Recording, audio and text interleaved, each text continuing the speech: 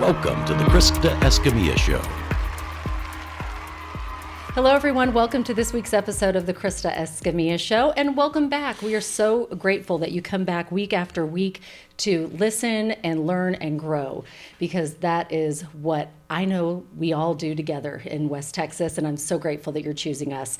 I want to, before I introduce our guest, because I'm so excited. If I seem a little giddy today, it's because I am. I cannot wait for us to all learn together with our amazing guests. But first, I want to thank our sponsors. Without our sponsors, of course, we wouldn't have a show. So a big thank you to Kevin Foreman of Foreman Financial, to Tapestry Hotel Midland, to Hotel Santa Rita, also to Rig ID, ThinFR, and Midland Cap Company, and joincapclub.com. I want to make sure we thank all of them.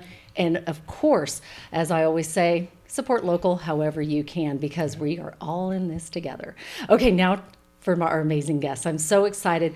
First, each of these gentlemen have a bio a mile long. I would like to introduce Colin, Sewell and Mr. John C. Maxwell. Thank you, gentlemen, for being with us today. Great to be with you. Thank you. Now, when I say you have a bio a mile long, I did some research, but I condensed it down. So let me just go ahead and start off. And Colin, we'll start with you. So a lot of people know you from West Texas. Sure. Colin is first and foremost a son, husband, father, leader, entrepreneur. His responsibilities span from serving his family to leading a team of over 700.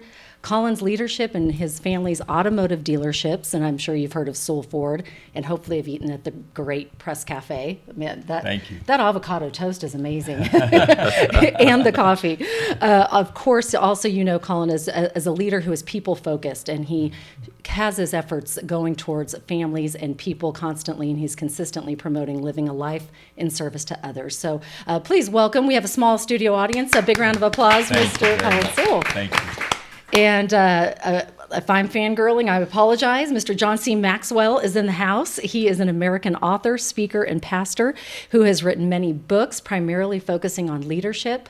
Titles include The 21 Irrefutable Laws of Leadership, say that 10 times fast, and one of my favorites, Today Matters. This is an amazing book. Some of his books have been on the New York Times bestseller list. I say a lot of your books have been. Number one best-selling author, coach, and speaker who has more than 24 million books in 50 languages. But how many of you know him here in West Texas is he comes together each year for the Sewell Leadership Conference, and we appreciate you doing so. So let's give him a big round of applause. Yay. Thank you so much. How did you gentlemen, first of all, become such great leaders, and then how did you come together to do what you do?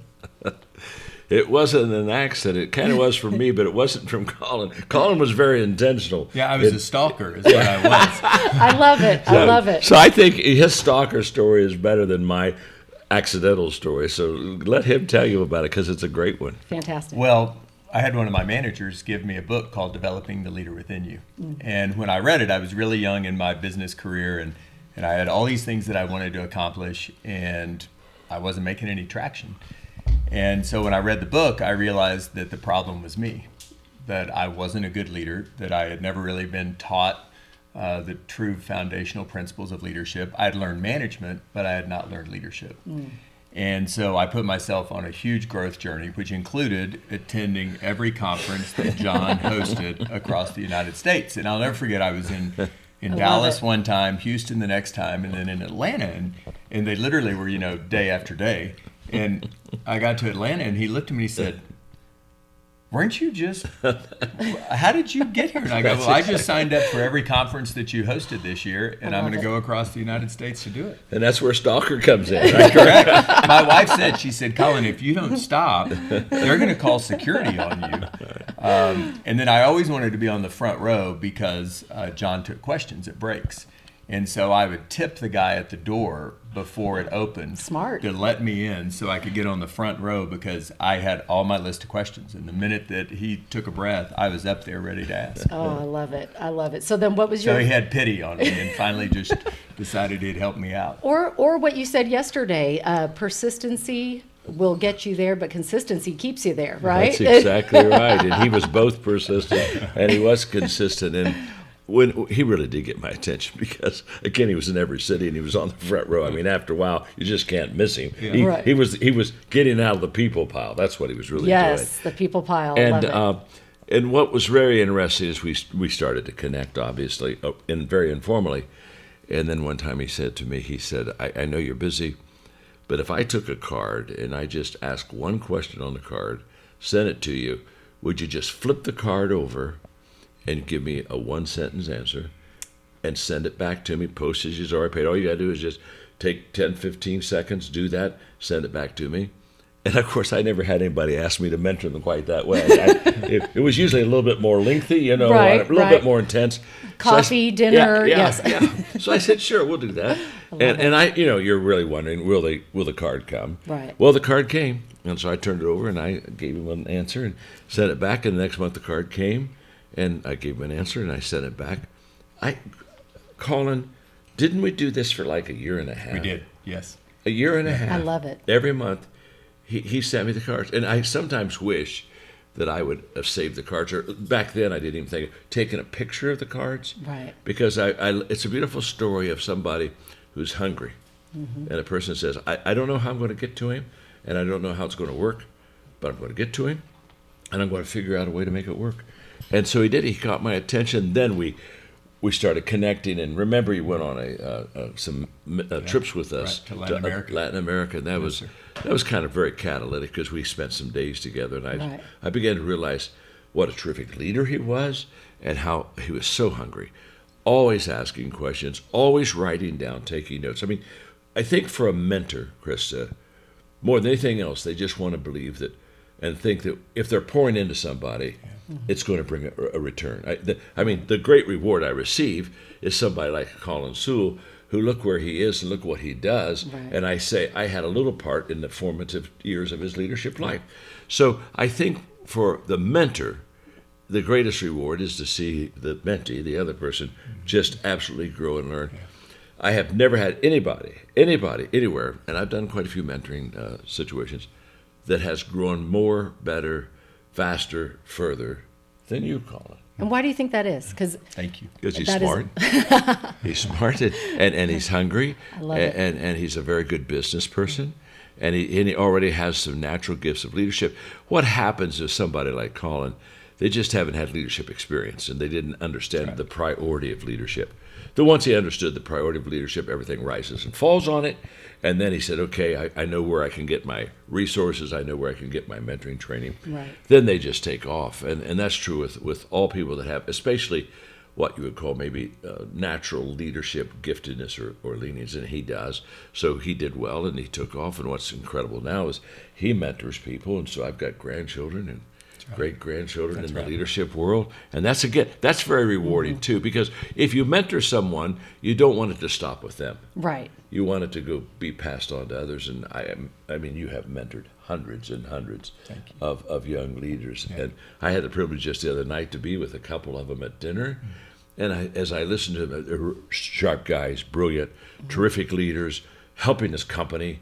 And I thought, that's the way it should work. I love it. And you just have to be very proud, Colin. You have to be very proud of those that you poured your life into. Thank you. I love your Krista, story. I would just add, Yes. I think that a lot of times, so I was 28, 29 years old when I started this journey. And I think a lot of people would say, well, of course you could afford to go do that, Colin, and you had the time. And so a lot of people find excuses for not growing and learning. And I always want to say, well, you could afford to go out to dinner, and afford you to buy could a book. afford to go play golf, or you could go on a trip. I didn't have the resources. I literally took out a Southwest Airlines credit card and paid for it on that, and then paid those trips out over months. Wow. I didn't have the resources to do it either. Right. I had the hunger for it, so I had to find a way. Yes. And I think for people that want to learn and grow, the question is, what sacrifice are you willing to make? I love that. I'm that's so- true. And go ahead. Just one thought, because I'm so glad you said that, because I think the problem with successful people is they look at me now. They look at you now, and they'll say, well, of course he got mentored. He travels the world. They don't understand. We haven't always been, I didn't come out of my mother's womb with the 21 irrefutable laws of leadership. Right. We all start with nothing. Yes. That. So when somebody says, "Well, when I started, I gave up everything," I start laughing. Oh, of course you did. You didn't have anything to give up. And I wish that they could see us then, because if they could have seen you, Colin, at 27, 28, when you're getting your first leadership book and saying, I've got to figure this out. If they could have seen me in my early days, they would be very encouraged, because what they would see is what happens with growth.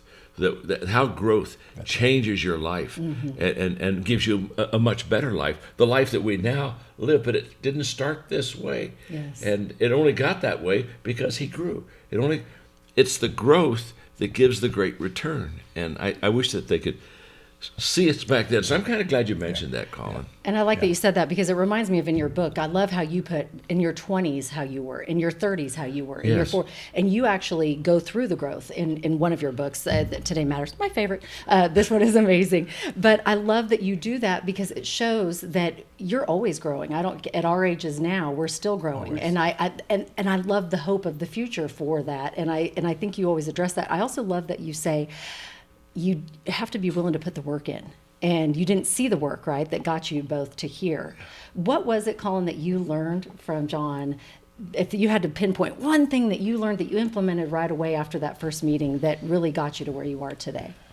Well, number one was the growth piece, which was that when I read Developing the Leader Within You, I read a book a week for 2 years. That's great. And so it was growth. It was like, I'm behind and I've got to catch up, which means I'm going to have to do more work than anybody else.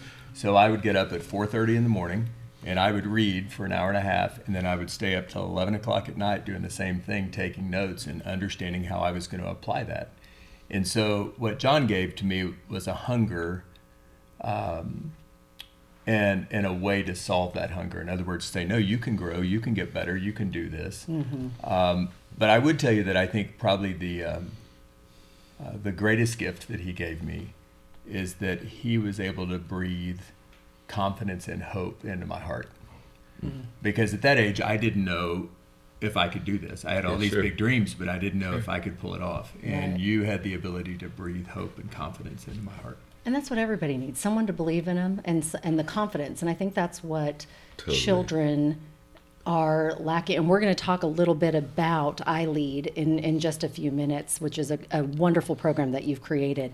But first, I want to congratulate you both on the 20-year relationship that you've had together of putting on such an amazing leadership conference like you did yesterday.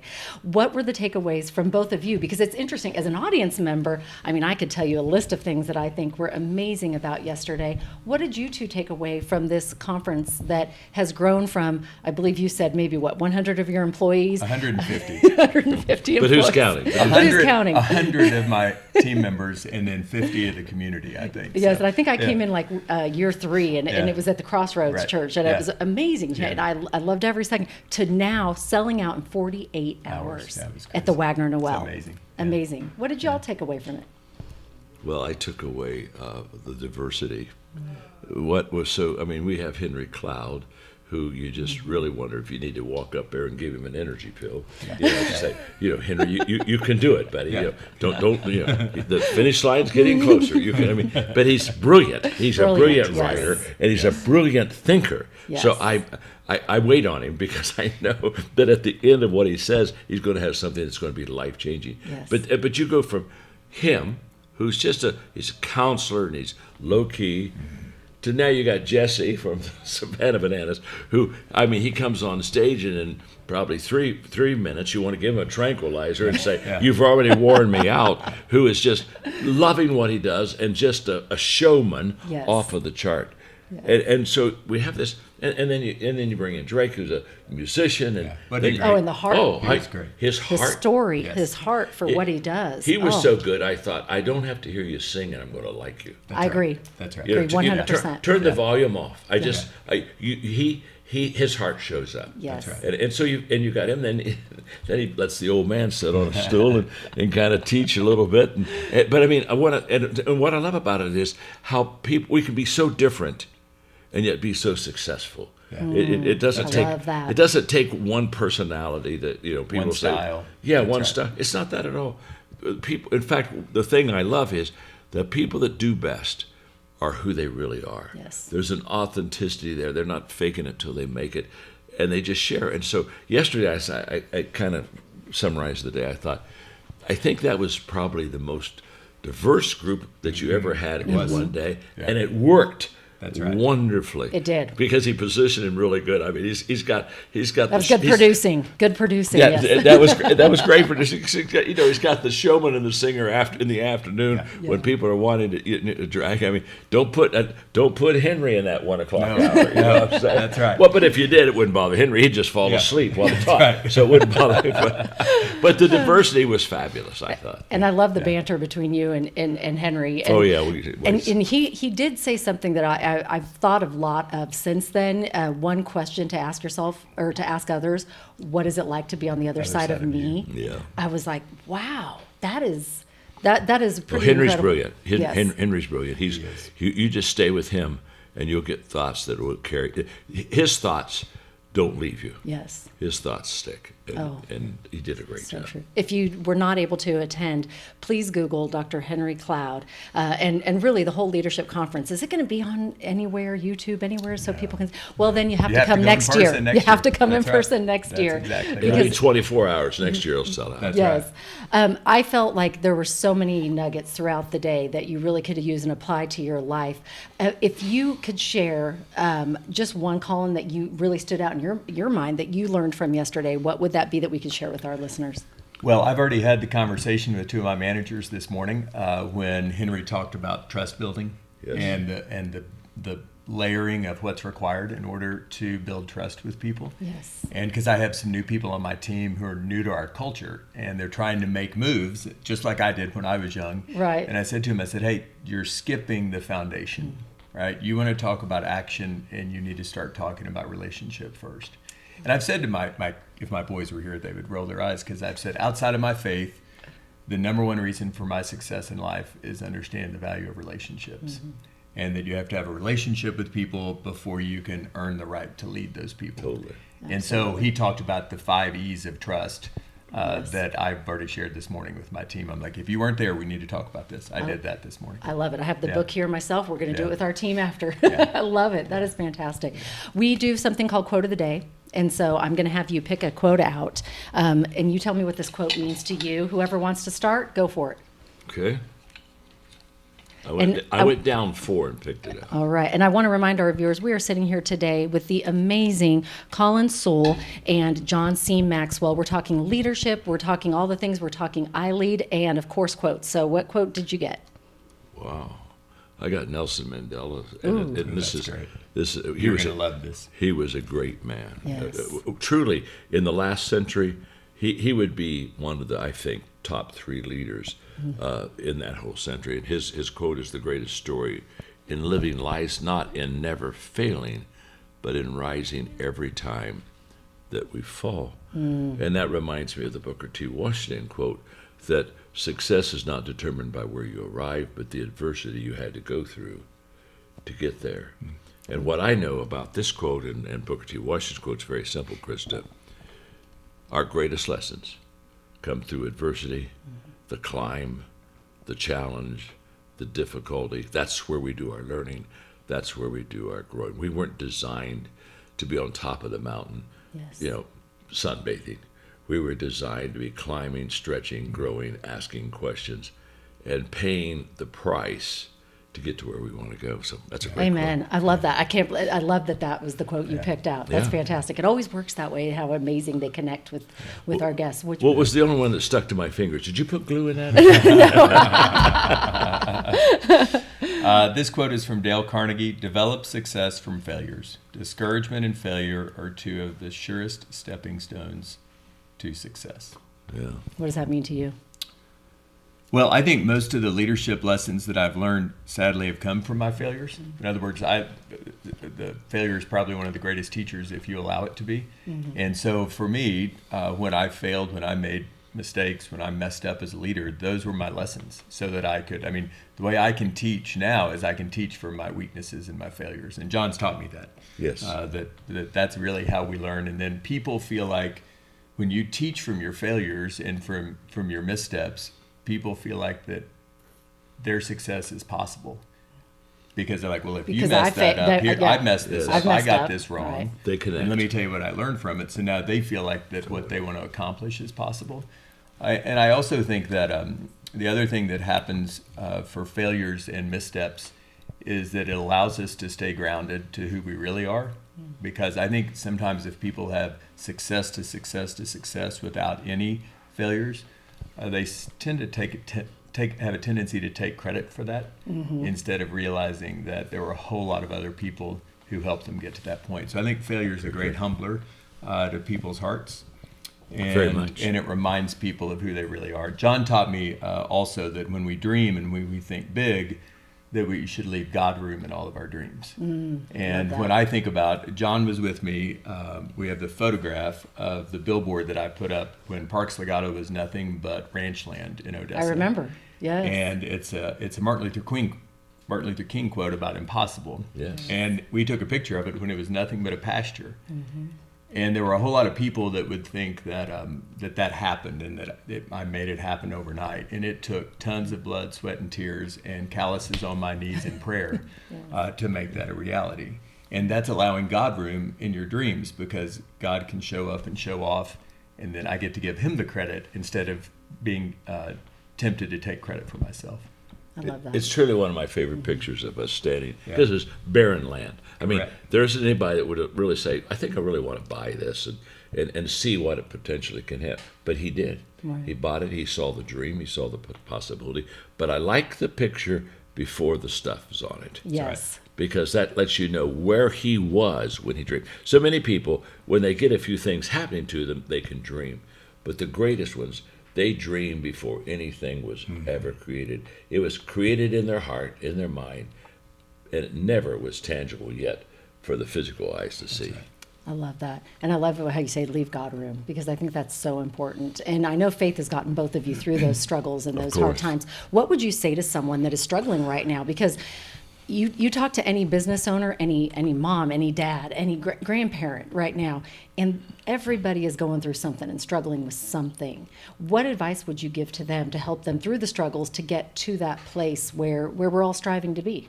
Well, we are all struggling. And again, I say we are all struggling. I don't think you get to a place where you one day wake up and say, I just have no more adversity or no more struggles, no matter how successful you are. I don't think life is designed for that for us. But what I would say to the people that are part of your podcast, and Krista, by the way, thanks for letting us be a part of it. Oh, thank It's you. obvious. It is an honor. Well, no, it's obvious to me that you're very gifted and you do a terrific job with this. Thank you. And so thank you for letting us even be a part. But what I would say to people that are going through struggles is what I always say. I just wish that they had my faith, because to me that's the difference maker. And I just love people and I care for people, and I watch them humanly try to handle stuff that is truly beyond them. And if they just had God as our ally, as our source, as our foundation, it would make all the difference in the world. There are times in my life where I've looked and I've said to myself, I worked hard, I did my best, but that wasn't enough. But then the God room comes in, and I look and say, look what he did, and look how he did it, and look where I am because of that.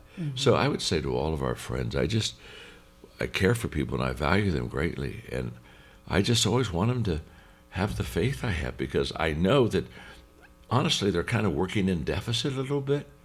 And they don't have to. I mean, they can have an asset there for them that is becoming quite huge in our lives. And that's what I would wish for them, that's for sure. I love that. That is beautiful. How about you, Colin? Is there anything that you feel that you would like to give advice on that has helped you? Because it didn't just happen overnight. Like you look at that picture from Parks Legato before, and you look at it now, and you're like, this is amazing. It truly is. What advice would you give? Well, I think that when hope's lost, everything's lost. And to John's point about our faith, we have to know that there's so much more ahead of us. And John always reminded us both in our success and failures that yesterday ended last night. And so I think that it's really important. I just read that in a book, right? And I think it's really important to remember that, not only for our successes, but our failures as well, that when something doesn't go right, it's okay. Yeah. Like, we're going to get through that. And I was reminded at Parks Legato, I remember I sat down with Paul Crump, who is like my second dad, at the office, and I said, we were trying to decide if we were going to pull the plug on Parks Legato or if we were going to go forward with it. And I said, Paul, this is the best way I can see it.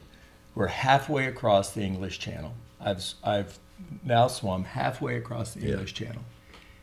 And if I quit, I still have to swim back. And if I finish, it's the same distance. But I will not be the same man if I swim back. Yeah. So I have to finish. That's a great I love analogy. it. That is a great And so analogy. Gosh, that's going to be in I a love book that. of mine down there. That's too. Does he get royalties? How does that work? Just credit. But I would not be the same person. Yeah. And I think that finishing builds confidence. It expands people's ability. And so the more you do, the less impossible you find. Yes. And I think that's what we have to remember. Amen. That's a beautiful Amen. analogy. All right, gentlemen, this is called Question of the Day. And then we're going to talk about iLead. I promise. We are getting there. So you pull out a question, you answer the question. First thing that comes to your mind.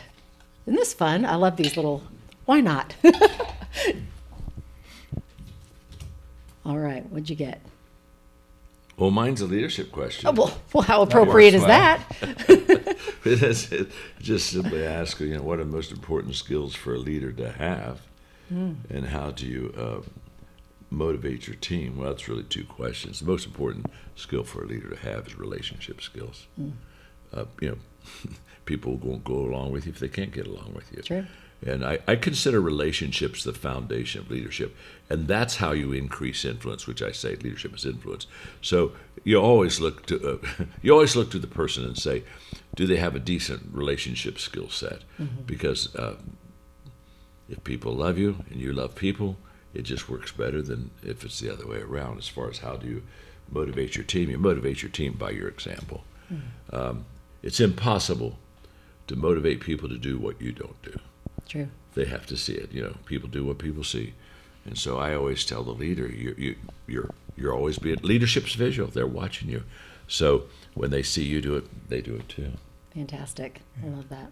All right. That's awesome. Colin? The question was, what project or accomplishment would you consider the most significant in your career?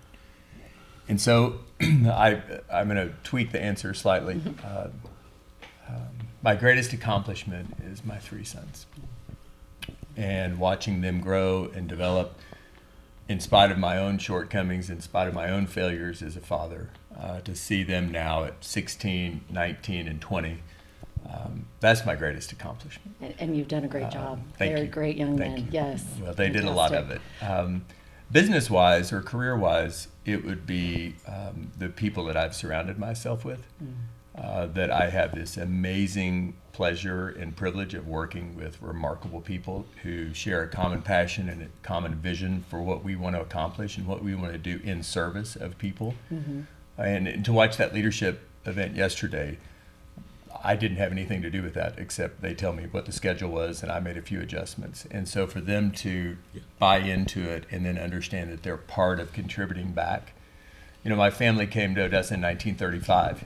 And so my grandfather and my dad and my mom and all of us always said, that not only too much is given, much is expected in return, but this community is the reason that we have been blessed the way we have. So we have an obligation and a calling to make our place better. I love that. And I made a decision early in my life. I was 25, and I said that I would not let the Permian Basin define me, because I was really concerned when I came back from college that maybe it wasn't going to be exactly what I had hoped and dreamed for. But I wouldn't let the Permian Basin define me, but rather I would help define the Permian Basin. I love And I'm that. 51 today, or this year, so 25 years later, here we sit. I love that, and you've done such a beautiful Yeah, job thank with you. that. So thank you for doing that, because I love West Texas. I am not born and raised here, right? Yeah.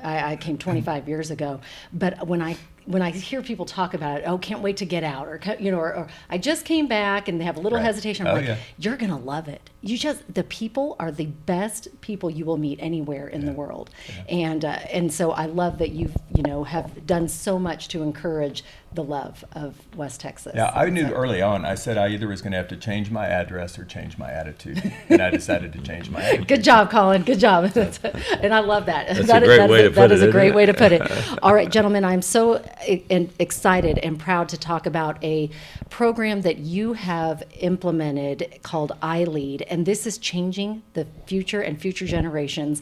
And our amazing friend, Christine Foreman, who we've talked previously a little bit about on our podcast, but today we get to talk a little bit about how it was really born and where it's going. And so first and foremost, thank you, Christine, for all the hard work you're doing.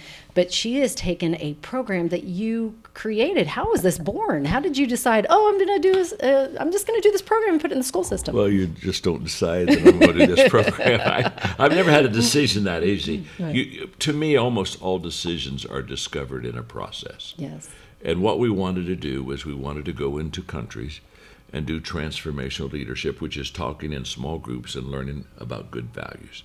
And so that was our commitment. And we wanted to get 10% of the country doing values transformation tables.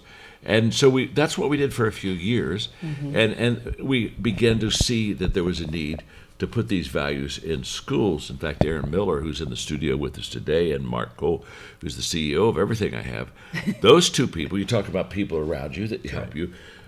Aaron was the pusher. She just said, look, she said, of course, she had children at that time that were in that age group, and she said, kids need to learn these values.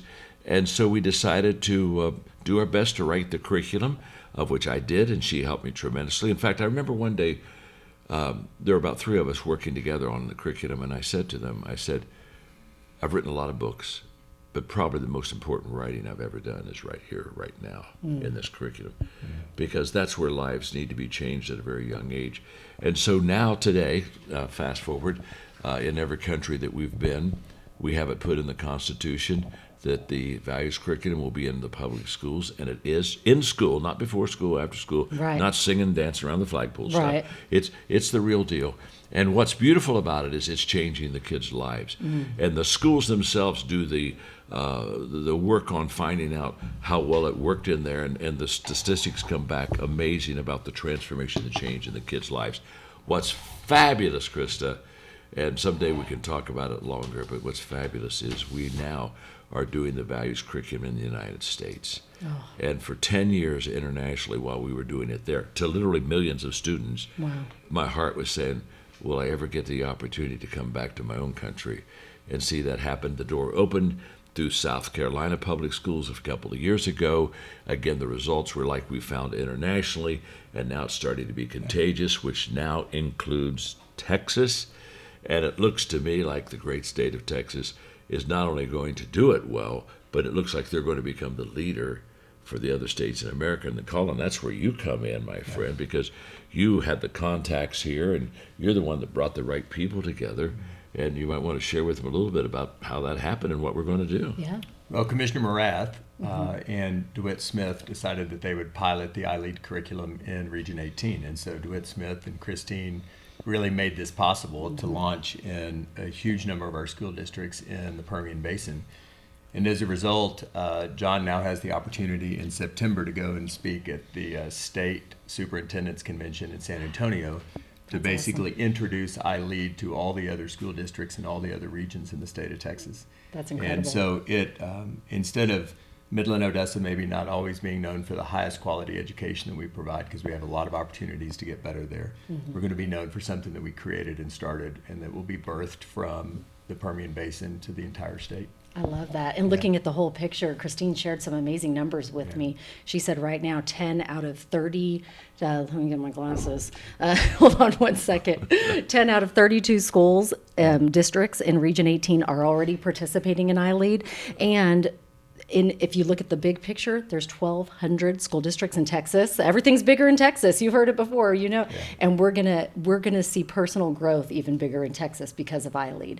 And that is amazing. 5.8 million kids will have the opportunity eventually to really learn from this it's a peer-based circle where you sit down, you talk, you learn, you build trust amongst peers and grow, and that is what we hope for all of our children, right? And they get to do this. DeWitt was just telling us a story yesterday of a kindergarten class that he observed just this last week in Greenwood, I think.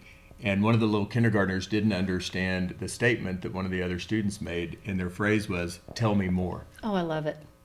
It's beautiful. So we That's- have 5 that's years beautiful. old. Hungry 5-year-old already. kids. So Tell me more. Tell me more so me I more. can understand That is fantastic. Well, congratulations.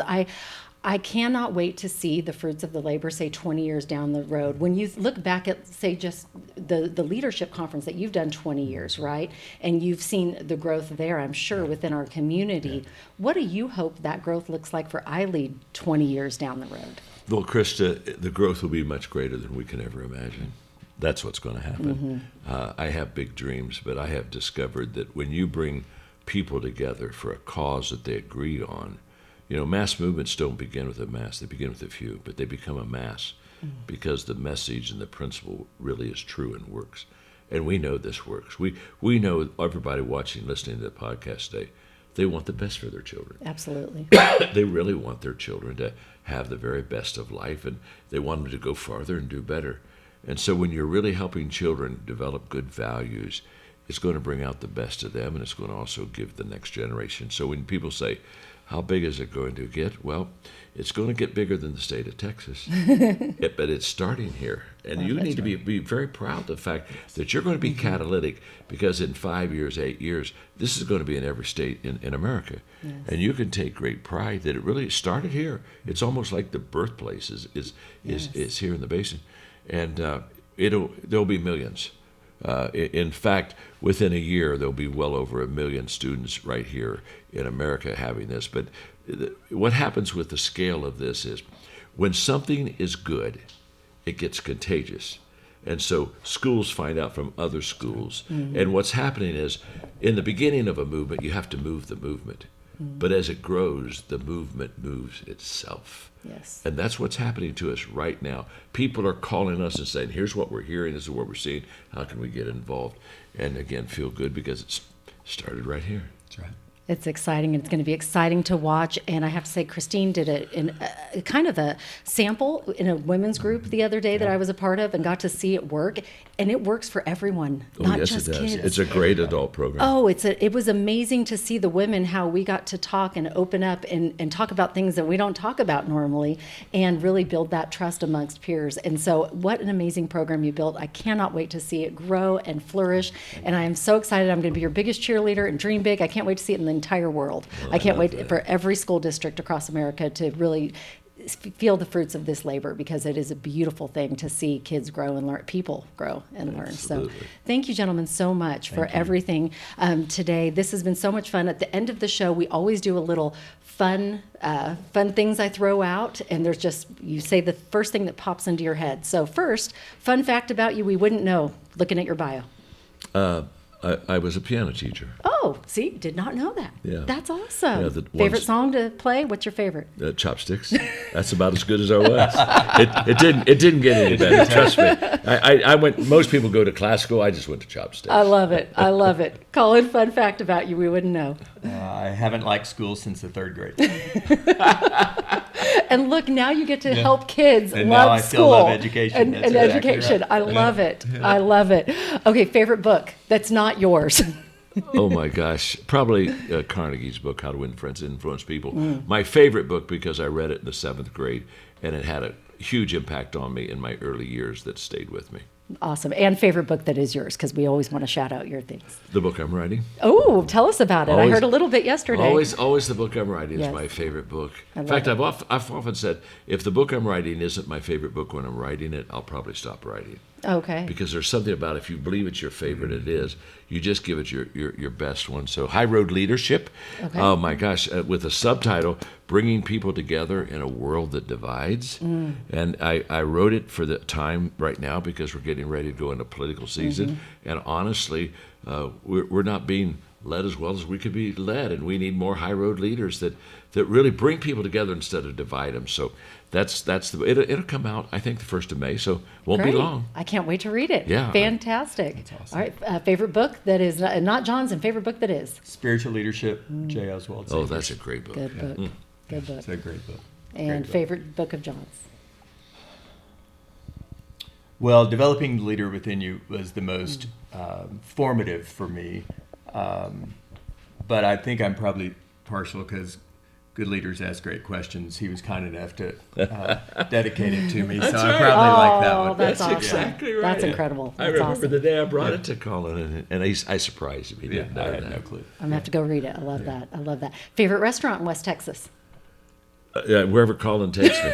Because, no, Colin has great taste. It's just like I get in the car and say, take me, wherever it's going to be really good. Love it. And he's never disappointed me yet. Not for one bit. Colin, favorite? And my two, because I have both towns, right? So, Yes, got to cover both. Yes. Mamacita's Mexican food in Odessa and Cancun Grill in Midland. Cancun And is- Joe Torres has such a tremendous story about how he started. I mean, he says he came to America with $1 in his pocket and has made just a remarkable business for he and his brother. Cancun Grill, those enchiladas and the salsa and the chips. I mean, we could go on and on. What are we doing here? What are we doing I know. here? Let's go eat. What are we on, doing? What are we exactly. doing? Okay. I think we're running out of time, right? Everybody's looking at me like, yes, we are. So I want to know, in closing, what do you want your legacies to be? Well, I think a legacy has two parts. I think that it's what you leave for people, and it's what you leave in people. And I think the in is more important than the for. When you think of the for, it's usually stuff, and nothing wrong with that, by the way. I think it's great to. I think it's great to leave your business to your. I mean, so that's not bad. Right. But I think the in is the soul, the attitude, the spirit, the values, and so to me, I really want my children to be high road leaders. In fact, when the book comes out, I'm going to take my grandchildren and I'm going to mentor each one of them on what does a high road leader look like, because that's again the in part of legacy that I think is much more important than just the for stuff. I love that. Yeah. Fantastic. Well, you're definitely leaving a beautiful legacy behind, and Doing it's my already best. it's been in the works for many years, and I'm not done yet. I hope. and you're not done yet, and Yeah. I am grateful to meet you and get to learn from you Krista. today, and can't wait to see where it goes, because you've got a lot of good stuff happening down the road. Can't wait. Colin, what do you want your legacy to be?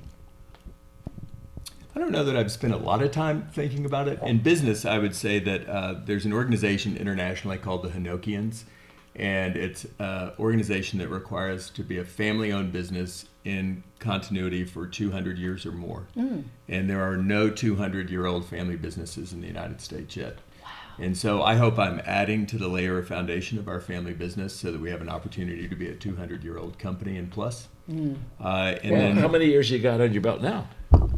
a little over 100. That's why you're halfway Wow. there. I don't know if I'll live to see it, but that's really kind of my hope. It's I like love so. it. I had a friend talk about swimming the English Channel, That's correct. and he can We're over halfway there. Yeah. So you might as well go over and That's finish right. it. That's Might exactly as right. well. Oh, and that's then beautiful. personally, my hope is that, hey, when I get to heaven, God will let me in and say, well done. Job well done. Well, very good. Job well done to both of you gentlemen today. Thank you, and every day. I cannot thank you enough. Is there anything you want to add that you're like, oh, I'm going in that podcast? I want to make sure I get that out, and I didn't get to say anything in final closing? Many times I have that situation, but not with you because you're the consummate host. Oh, thank you. You knew how to draw it all out. So It with just you, made my day. I'm going to be like this all day now. Thank you. it's with you. It's like it's done beautifully. Oh, thank Don't you. touch it. You are so sweet. Well, gentlemen, thank you so much. I really appreciate you being here today. More importantly, I appreciate the leadership that you have given to our community and beyond, and now to the children of West Texas. So thank you, thank you, thank you. I want to thank all of you for listening. I know that you've enjoyed this as much as I have, and I want to thank our sponsors before we close out. A special thank you to Kevin Foreman, Foreman Financial, Tapestry Hotel Midland, Hotel Santa Rita, Rig ID, Midland Cap Company, Sewell Ford, want to throw in Sewell in there, for Colin for being here today, and of course the amazing John C. Maxwell for being on here today and sharing not just a little bit about his heart, but his vision. And I really appreciate and love where your vision is going. So thank you, gentlemen. And don't forget my mottos: dream big. It's right there. You can't miss it. Believe and never give up. Thanks for joining us. Share this with someone you love, and we'll see you next time. You make it a great day.